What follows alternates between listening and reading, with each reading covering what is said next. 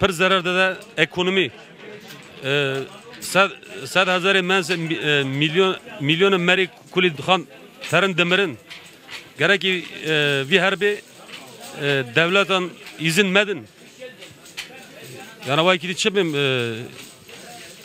karşıma yani karşıma hember bir harbi mi? Gerek ki mekevin harbi. Nakamı göre Türkiye Suriye kuyu pesir kesnen o. Millet peru hazır kırben kedin o. Diğer izah Amerikan kudarak hazır pesir niyama. Ama Tayyip Bey bakanla sonra konu zıvası rüzgü. Ez ne son yani siyasi peskin ez bu ne son? Vallahi ki koçi o zaman millet cümle onu. Hem vacıma.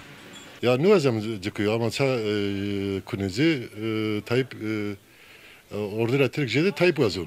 Tayyip sonra serva diyaşlı sonu serva esetli sonu. Serva kam sonu serva kırman sonu. Dismenen kırmancı ya. Caka sonu. Ya dünya hükümeti zoruna ki nara tıpayını kırmancıya verelim ya. Çıtır kutici penideki vejino.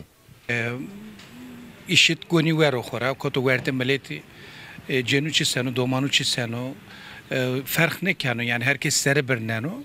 Hatta nika devlet Türkiye peydefenetini sek vacı kırmancı uzad tane her de xu kerdi ra. Tane peyser Rusnay sekon hatta devlet Türkiye retsizi yana meydan. Rina haber yani kam cihet ra sekena kız sekri devlet Türkiye haksız